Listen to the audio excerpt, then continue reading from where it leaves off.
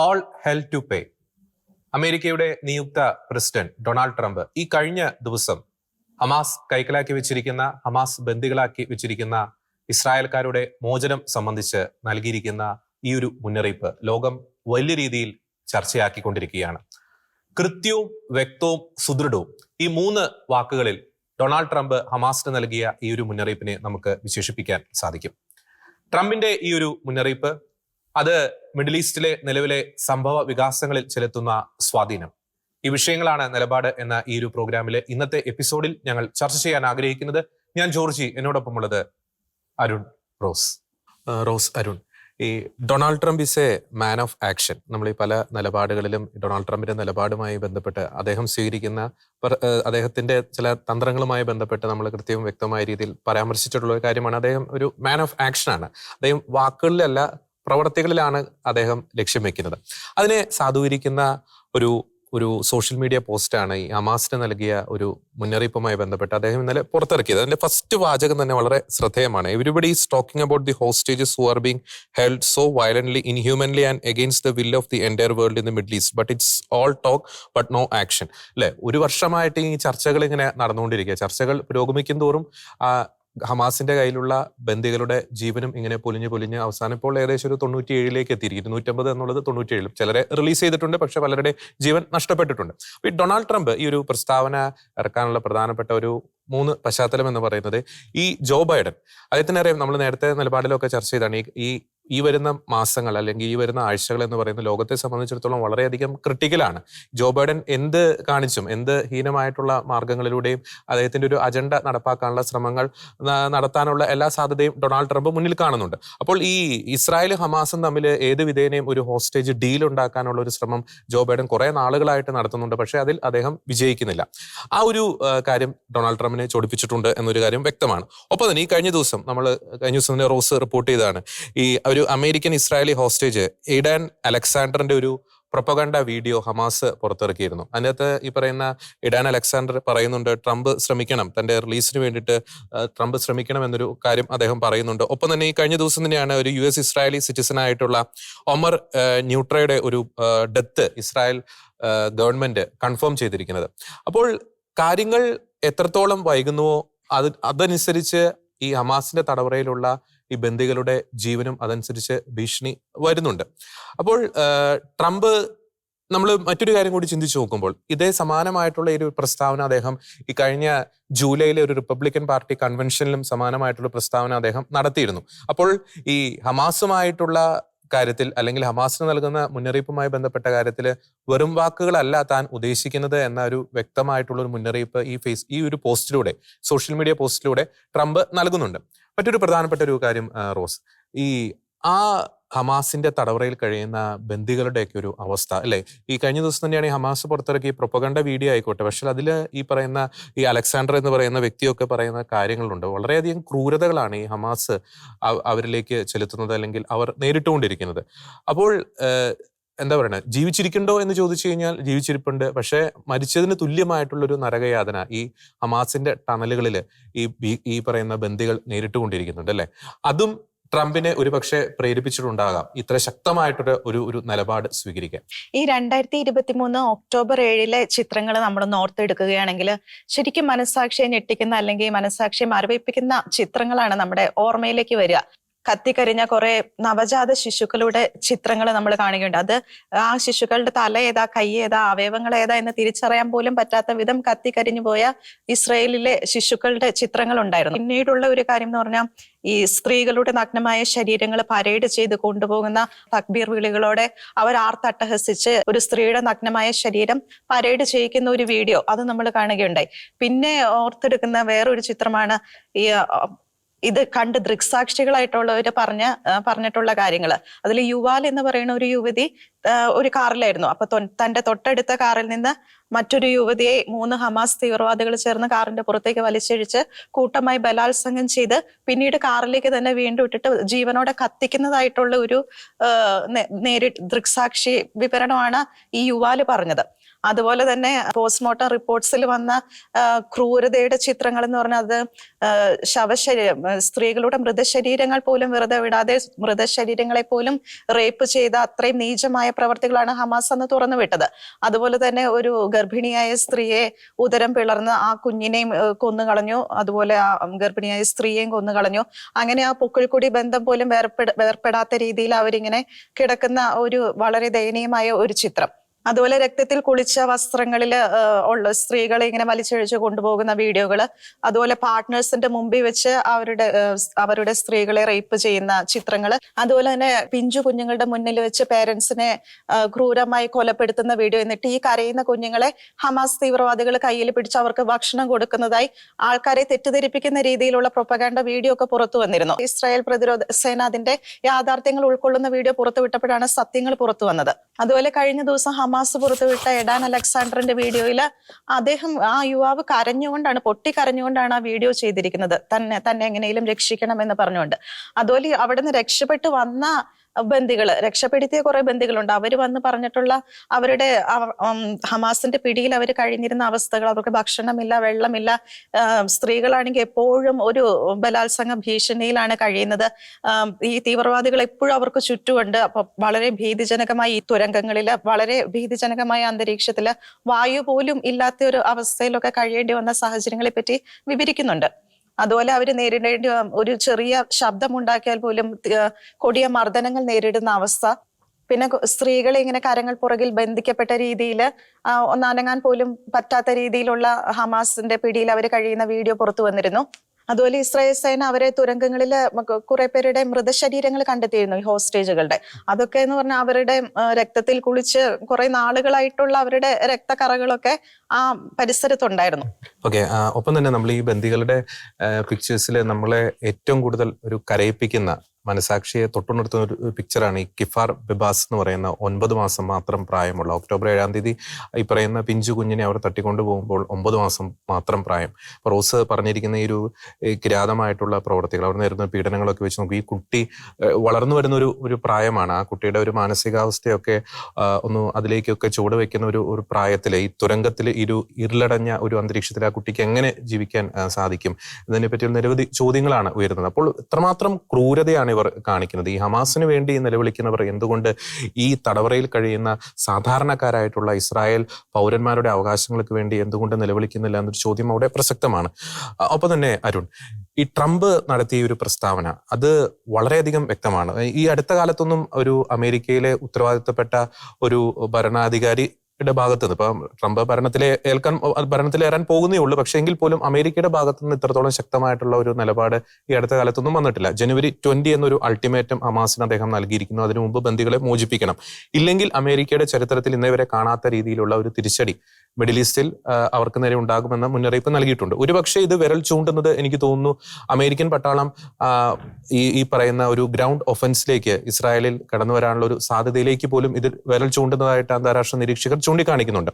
അപ്പോൾ ട്രംപിന്റെ ഒരു പ്രസ്താവന നമ്മളൊന്ന് എടുത്ത് പരിശോധിച്ച് നോക്കുമ്പോൾ, ട്രംപ് 2016 to 2020 ആ കാലയളവിൽ ട്രംപ് നടത്തിയ ഒരു പ്രസ്താവന അത് എത്രത്തോളം അദ്ദേഹം പ്രാവർത്തികമാക്കിയിട്ടുണ്ട്, അതിന്റെ പശ്ചാത്തലത്തിൽ ഹമാസിന് ഈ ഒരു എത്രത്തോളം പേടിക്കണം?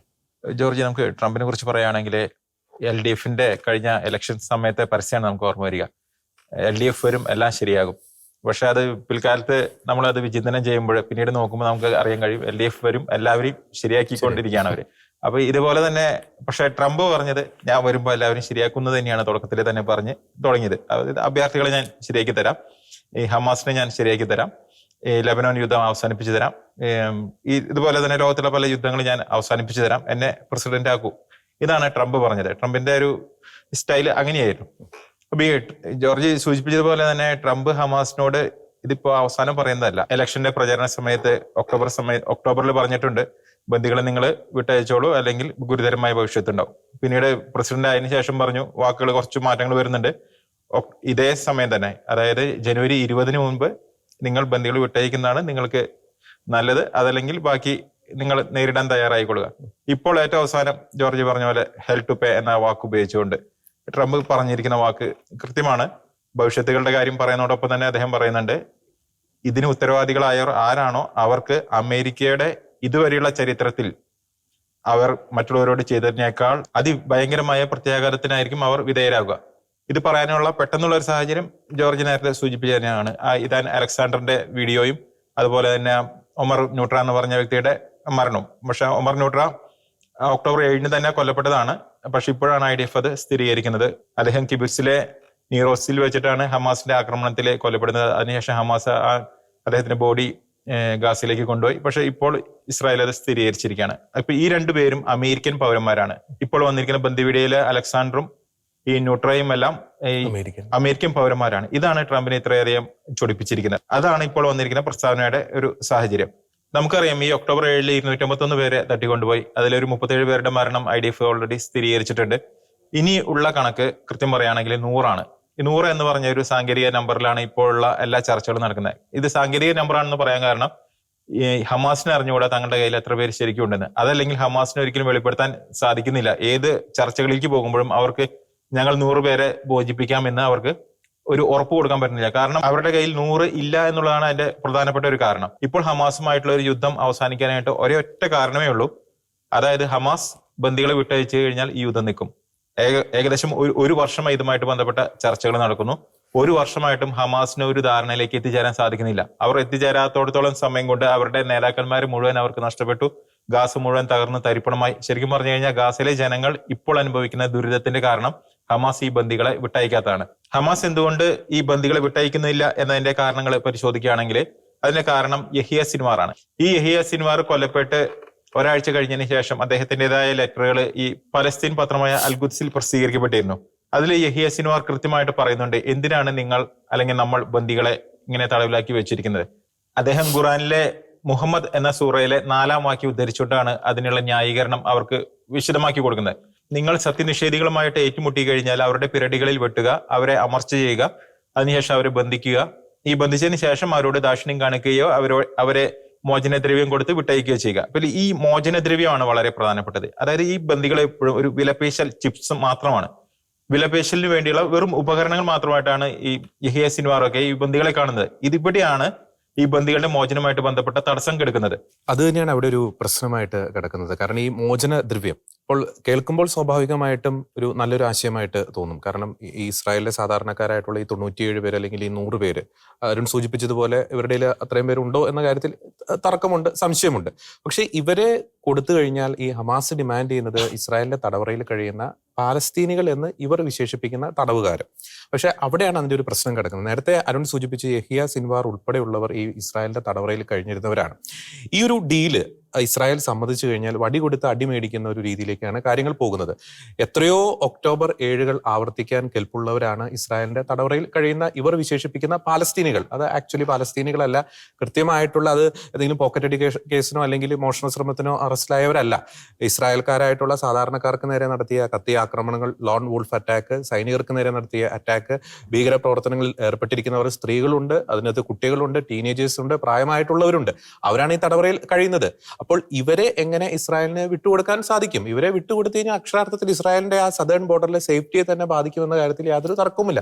അവിടെയാണ് ഈ പ്രശ്നം കിടക്കുന്നത്. ഇവർ ആവശ്യപ്പെടുന്ന ആ മോചന ദ്രവ്യം, എനിക്ക് തോന്നുന്നു ആത്യന്തികമായിട്ട് നാം ചിന്തിച്ചു നോക്കുമ്പോൾ ഈ ഒക്ടോബർ 7 ഇവരുടെ പ്രധാനപ്പെട്ട ലക്ഷ്യം എന്ന് പറയുന്നത് ഇത്തരത്തിൽ ചിന്തിച്ചു നോക്കുമ്പോൾ ഈ തടവറയിൽ കഴിയുന്ന ഈ ഭീകരരെ മോചിപ്പിക്കുക, ഈ വിലപേശൽ തന്ത്രമായ കുറച്ച് ബന്ദികളെ ഇവരുടെ കൈക്കലാക്കുക, അത് വെച്ച് ഈ ഭീകരരെ മോചിപ്പിക്കും, അല്ലെങ്കിൽ അതിൽ ഇസ്രായേൽ വീഴും എന്നൊരു മിഥ്യാധാരണ ഈ ഹമാസ് ഭീകരർക്ക് ഉണ്ടായിരുന്നു എന്നാണ് എനിക്ക് തോന്നുന്നത്.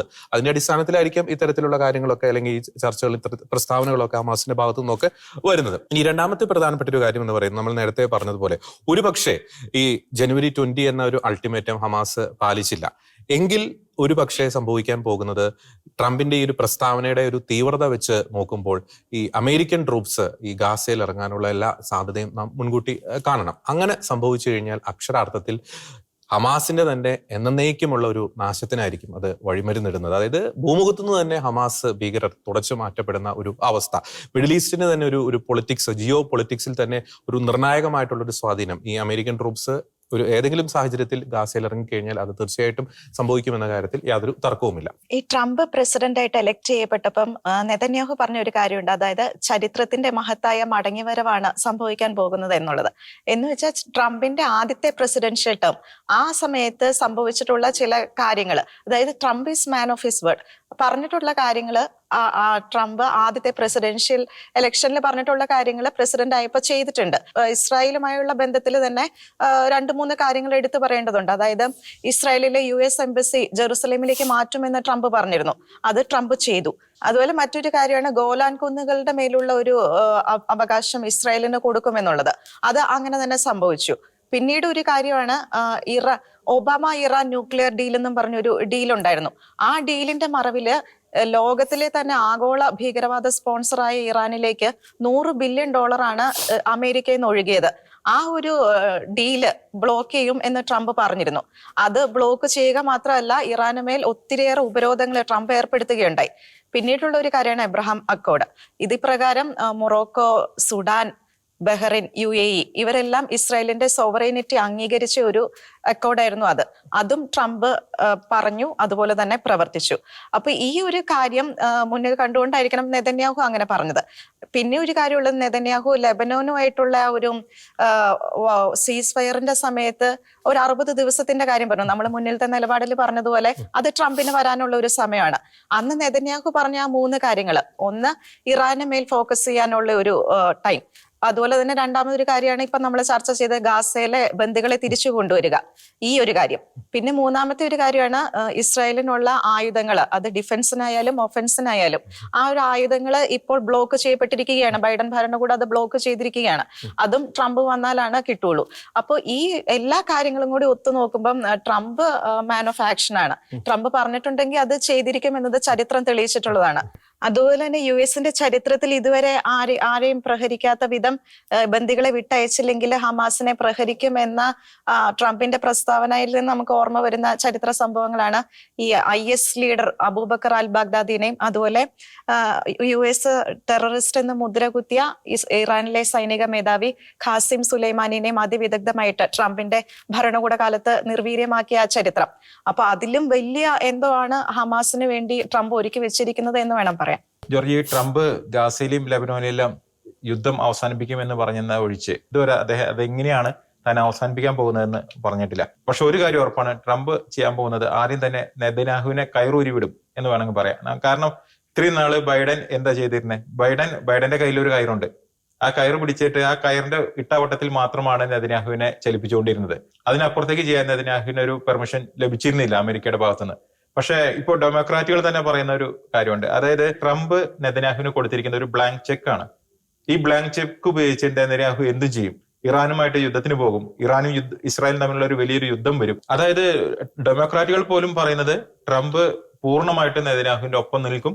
അങ്ങനെ വരുമ്പോൾ ഈ ഗാസയായിക്കോട്ടെ, ലെബനോൻ ആയിക്കോട്ടെ, ഏത് വിഷയമായിക്കോട്ടെ, അവിടെയുള്ള തീവ്രവാദികൾക്ക് ഒന്ന് അനങ്ങാൻ പോലും ധൈര്യം കാണില്ല. ഓക്കെ, അത് കറക്റ്റാണ്. നമ്മൾ വീണ്ടും ചൂണ്ടിക്കാണിക്കേണ്ടത് ഇപ്പൊ അരുൺ പറഞ്ഞതുപോലെ ഈ ബൈഡൻ നടത്തുന്ന ഒരു അസാധാരണമായിട്ടുള്ള ഒരു തിടുക്കം, ബൈഡൻ നടത്തുന്ന അസാധാരണമായിട്ടുള്ള ഒരു നീക്കം, ഈ പറയുന്ന കാര്യങ്ങളിലൊക്കെ ബൈഡൻ ഇൻവോൾവ് ചെയ്യുന്നുണ്ട്. പക്ഷേ കഴിഞ്ഞ ഈ ട്രംപ് അധികാരത്തിൽ വരും എന്ന സൂചന ലഭിക്കുന്നതിന് മുമ്പുള്ള ആഴ്ചകളിലും മാസങ്ങളിൽ ഈ ബൈഡൻ എവിടെയായിരുന്നു? അപ്പൊ 2 കാര്യം അതിൽ നിന്ന് വ്യക്തമാണ്. ചുളിവിൽ ട്രംപ് ആളാകേണ്ട എന്ന വ്യക്തമായിട്ടുള്ള ഒരു ലക്ഷ്യം ബൈഡനുണ്ട്. ഇനി ആളാകാൻ ട്രംപ് നോക്കുന്ന, അല്ലെങ്കിൽ ബൈഡന്റെ ഭാഷയിൽ ട്രംപ് ആളാകാൻ നോക്കുന്ന മേഖലകൾ ഇനി ബൈഡനെ കൊണ്ട് സാധിച്ചില്ലെങ്കിൽ അത് മൊത്തത്തിൽ അങ്ങ് കൊളാക്കി കയ്യിൽ കൊടുക്കുക, അതിനാണ് ഈ ബൈഡന്റെ ലക്ഷ്യം. ഈ വരുന്ന ആഴ്ചകളിൽ സമാനമായിട്ടുള്ള ഈ മിഡിൽ ഈസ്റ്റിൽ മാത്രമല്ല ലോക പൊളിറ്റിക്സിലെ പല വിഷയങ്ങളും എടുത്തു നോക്കുമ്പോൾ ഈ അമേരിക്കയിലെ നിലവിലെ ഭരണകൂടത്തിന്റെ ഇത്തരത്തിലുള്ള ഈ ലക്ഷ്യം വെച്ചുള്ള പല ഇടപെടലുകൾക്കും ലോകം സാക്ഷ്യം വഹിക്കേണ്ടതായി വരുമെന്ന കാര്യത്തിൽ യാതൊരു തർക്കവുമില്ല. ഇസ്ലാമിക ഭീകരതയ്ക്കെതിരെ ലോകത്തിലെ ഒരു ഭരണാധികാരി ഈ അടുത്ത കാലത്ത് നടത്തിയതിൽ വെച്ച് ഏറ്റവും ശക്തവും വ്യക്തവും സുദൃഢവുമായിട്ടുള്ള പ്രസ്താവനയാണ് ഈ കഴിഞ്ഞ ദിവസം ഹമാസ് ഭീകരർക്കെതിരെ ഡൊണാൾഡ് ട്രംപ് നടത്തിയിരിക്കുന്നത്. ഇസ്ലാമിക ഭീകരതയെ തുടച്ചു നീക്കാൻ ഒരു സുഖിപ്പിക്കൽ തന്ത്രം ഒരു കാരണവശാലും ഒരു സാഹചര്യത്തിലും വില പോകില്ല എന്ന വ്യക്തമായിട്ടുള്ള ഒരു സന്ദേശം തന്നെയാണ് ഡൊണാൾഡ് ട്രംപ് തന്റെ സാമൂഹ്യ മാധ്യമത്തിലൂടെ നൽകിയ ഒരു പോസ്റ്റിലൂടെ വ്യക്തമാക്കിയിരിക്കുന്നത്. ഇനി പന്ത് ഹമാസ് ഭീകരരുടെ കൈകളിൽ തന്നെയാണ്, അവരുടെ കോർട്ടിൽ തന്നെയാണ്. ഡൊണാൾഡ് ട്രംപ് നൽകിയിരിക്കുന്ന ഈ ഒരു അൾട്ടിമേറ്റം അല്ലെങ്കിൽ ഈ ഒരു മുന്നറിയിപ്പ് അനുസരിച്ച് ഹമാസ് ഭീകരർ പ്രവർത്തിച്ചില്ലെങ്കിൽ ചരിത്രം 2025 ജനുവരി 20 ആ തീയതിയെ ഹമാസ് ഭീകരതയുടെ അല്ലെങ്കിൽ ഹമാസ് എന്ന ആ ഒരു ഭീകര സംഘടനയുടെ ഒരു മരണദിനമായി, ഒരു ഡെത്ത് ഡേ ആയി അടയാളപ്പെടുത്തുമെന്ന വ്യക്തമായ നിലപാട് അറിയിച്ചുകൊണ്ട് മറ്റൊരു വിഷയത്തിലെ നിലപാടുമായി ഞങ്ങൾ വീണ്ടും വരുന്നതായിരിക്കും. എല്ലാ പ്രിയപ്പെട്ട പ്രേക്ഷകർക്കും നന്ദി.